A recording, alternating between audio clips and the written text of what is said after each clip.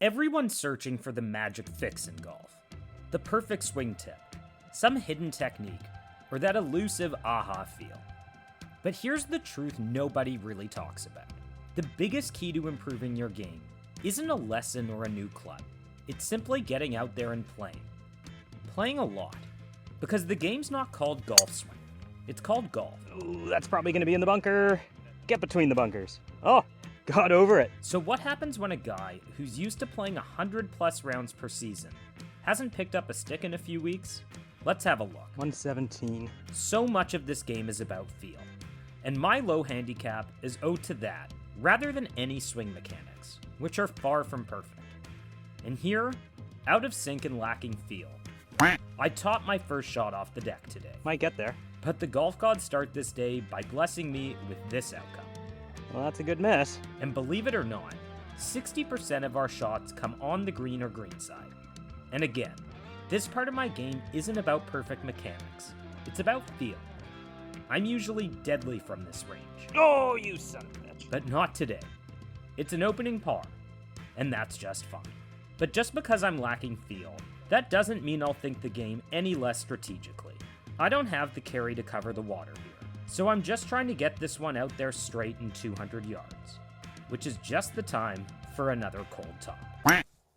Hold the finish. And now, let the madness begin. Well, that was fun. Thought I kind of got up here. I'm out here with the guys from Eagle Empire, supplier of my golf polos and a great channel sponsor. And not only are they offering a discount on polos for my viewers, they're even helping me look for my crappy tee shot. We do find it, but my effort to get out of this lie is not the best. Let's try. On to hack 2. Not much better. And finally, I'm able to get this ball back on the short grass.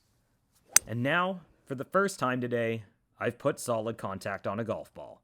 But I'm still staring down a huge number on this hole, which will only get bigger following this miss. Quite a day. Lose a rangefinder, top 7 shots. I hope this is a feeling we can all relate to. It's easy to lose focus or throw in the towel when making a disaster number. Yeah, you're good. But I won't let it ruin my day. I mentioned that I haven't hit a ball in weeks, so I have to set expectations appropriately. After missing the downhiller for a triple, we'll keep this score in the single digits, with a hearty 9 on 2. But like I mentioned, I can't let it ruin my day. More than anything, golf is a test of mental fortitude. It's never too late for the best shot of the day, the one that keeps you coming back. And indeed I managed to hit this drive out the middle, and the reward is just a wedge in on stroke hole 2. First respectable golf shot. 126, downwind, pitching wedge. I know from experience that the short miss is better than the long miss here. And despite skanky contact with this wedge, Oh, that wasn't enough club. Oh, it is enough club. I will have a putter in hand for the next one. Okay. It's an uphill putt that I can be aggressive with. And even though the line on this one is off by quite a bit, with good distance control, I'm able to get it close enough to make par. And the rough second hole is firmly in the rearview mirror. Lots of green behind it, right? And part and parcel to maintaining a level head is to continue to think through every shot, and choose clubs based on sound course management, and not on ego. We have a front pin at 160, and we're playing into the wind, so I'll grab my 180 club and swing freely. The golf gods reward the process, and this high draw lands soft at the perfect number. Should be good. About 25 feet left of the hole. And evidently I'm still feeling out the speed of these greens, because this one fails to get there. But I'm able to tidy it up for another drama-free par. Thanks. Typically I try to carry the bunkers on the left to leave a wedge in on this hole. But again, lacking feel and taking ego out of the equation, I instead opt for another hybrid here. It's a prudent decision that pays off, That should be okay. as a stress-free swing leaves me in the middle of the fairway. 158, playing 160, and into. I still like 6 iron. More sound decision-making here.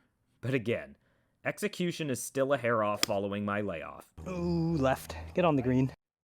Ooh, fell down into that trap, eh? And we've been talking about staying patient and waiting for our best shot of the day. Get down there. Well, this is easily the best one I've hit so far. Good distance control and following the contours of this green leave me with a makeable par putt. Oh, But it's not quite meant to be, that would have been a good par. and we'll settle for bogey. Oh, that was so bad. Well, the feel is still off, particularly with irons in hand. Oh my god, was that bad? And we'll go on to a feely chip shot. These shots are about touch, tempo, and instinct, which are prone to fading without regular play. I make good contact with it, but the distance control leaves a lot to be desired. No. And now it's another downhill slider, another shot that relies on feel. And my putter, typically my most lethal club, is still showing signs of the rust too. Too conservative. Another bogey, and onto the easiest hole on the golf course.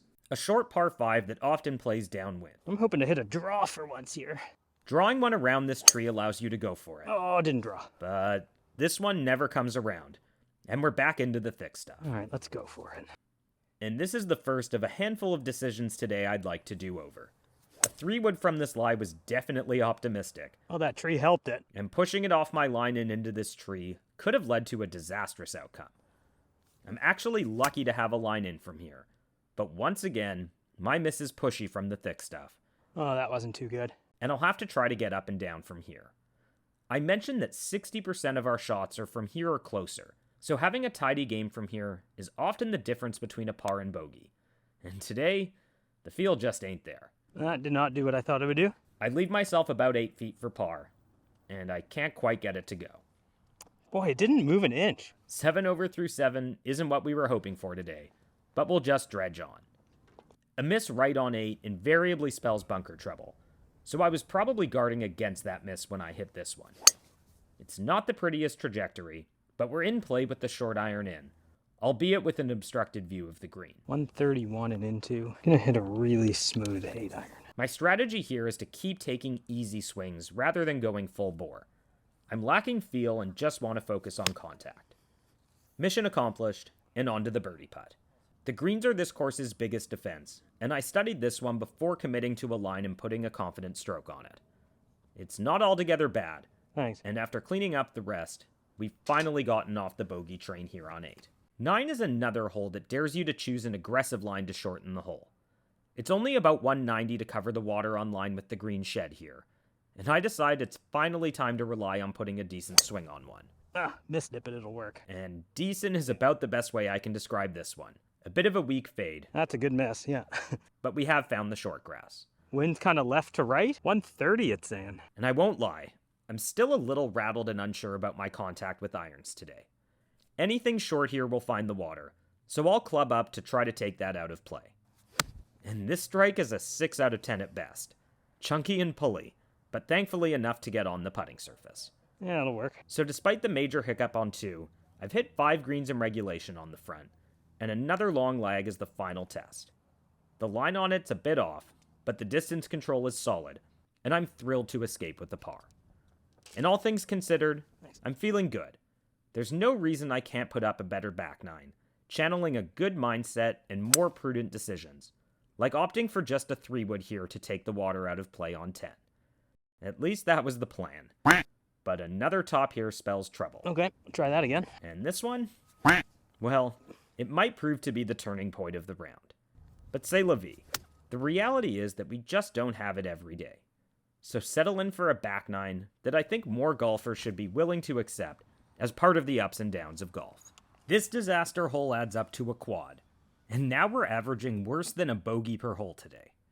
But as usual, we'll just keep moving. Par 5s are typically my best scoring holes, but so far they've given me fits today. And this drive threatens to extend that streak further. Oh, that's right where I want it to be. But I won't repeat the mistake I made earlier by getting greedy from the thick stuff. I'll just get it back on the short grass with the wedge. And that leads to probably the best decision I made on course today. 146. Typically when I talk about taking ego out of club selection, it's in favor of taking extra club. But here, I weighted a multitude of factors before deciding to club down. Yeah, I'm going to hit a hard 9 iron. There's a back pin that I don't want to overshoot. I'm in a flyer lie, and we're playing downwind. So 9 iron it is, and it's just the stick for the occasion. Yeah. The result is a 20-footer for birdie, and even though I don't quite get it there, it feels good to have moved on from the disaster start to the back. And I'm still trying to stick to my game.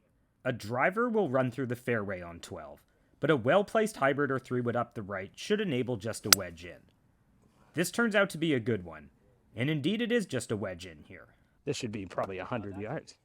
114. No. Sit. And now I'm worried that my pulley miss will go long. Okay, it's okay. But fortunately it does catch a piece of green. And this long leg bobbles and hops a few times, but in any case it was probably never going to get there. And mark up another poor decision here. I'm going to finish this up if that's okay. I'm a bit out of my element carding a disaster score, and rather than go through my routine, I thought I'd finish up and get the camera out of the way. But this is no tap-in. It's a 5-footer that subtly moves to my left. Good 3-putt. It's no good, and that's my first 3-putt of the day. And I'm right between clubs here on 13. It's 120 to the stick. My wedge carries 115 and my 9 carries 125. I don't want to miss short in a trap, so I opt for the smooth 9-iron. But it's too smooth. Oh, Adam. And on to my beach vacation. Nope. Well, that's no good. I don't think it's going to get out from here. And I'm not sure if a tour pro could get out of the next lie here. 2 shots in a bunker is called a Hitler. Okay. And if you've got a better name for 3 shots out of a bunker, let me know in the comments. In any event, the third time does finally get me on the putting surface, where I'll have 7 or 8 feet for double. But the flat stick's still cold. Nope. And this will be my 3rd triple or worse today. Oh well, on to the next. A high fade here flirts with some strategically placed fairway traps. Not there. But I'm lucky to skirt them and actually get quite a bit out of this one. And on to another case of me violating my own rule. Every now and then, when I'm not preserving a score, I'll try a fun one too.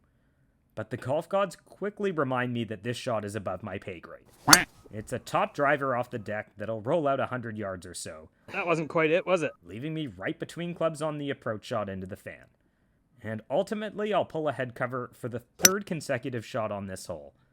But at least this one's a gem. And somehow I'll still find myself putting for birdie here on 14. And I think I have to give this uphiller a firm stroke. But my feel with the flat stick has also gone ice cold. It's 4 feet or so left for par. And man, that had to be the most avoidable square on the card thus far today. And now, for whatever reason, this was the most nerve-wracking moment of the round thus far. After hitting so many chunks and tops, even a teed-up 7-iron is starting to feel just as nervy as hitting driver off the deck. Yet in spite of that, I actually find a decent one here. Oh, wind. It's a hair pulley, but the wind does a good job moving it back. And I've got to say, it's not often I've hit 9 greens through 15 while carrying a 15 over score.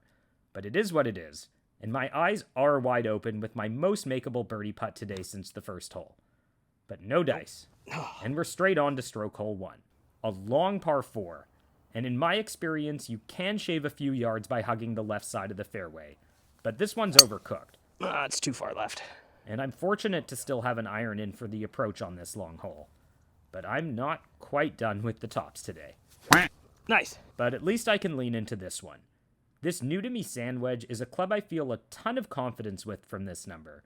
And even though this one's a bit pulley, Oh, no. it gets a generous bounce to the right. That was so much better than it deserved to be. And if you told me on the tee that I'd have a makeable par putt here, I would have happily accepted it. But sadly, it's another near miss, and just one more square on the card. 17 is another hole that calls for less than driver off the tee.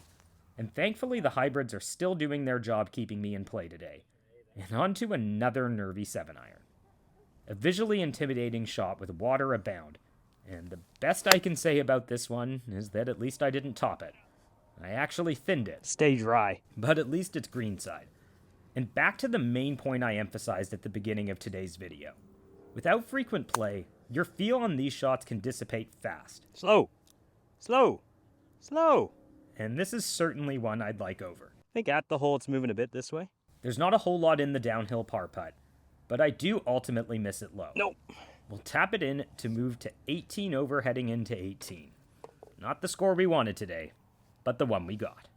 I know immediately that this one's in trouble. 50-50. 50-50. And indeed we arrive to discover that I've plopped yet another ball in the water today. As for the next one... And I could take this one 50 yards up to my point of entry. But honestly, at this point, I just want to prove to myself that I can hit a ball 140 yards without topping it.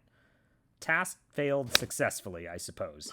And here's my honest assessment of it. It was a little pulley. Oh, it's short. But let's go back to that shot that keeps you coming back for more. Believe it or not, I haven't one-putted a single hole so far today. But this crafty chip enables just that. Thanks. For my 37th and final putt today, en route to a humbling 50 on the back and a 93 on the day. Oddly enough, the handicap system will adjust some of those quads and triples downward slightly. So for handicapping purposes, this goes into the computer as an 88 and a 14 differential. Humbling for sure. I don't want to push anybody to abandon practicing if that's their jam, but I maintain that the dirty secret of golf is regular play and not magic fixes. And today was what happens when I get out of that rhythm. Fortunately, I got out plenty in the following weeks, and stay tuned for that footage soon.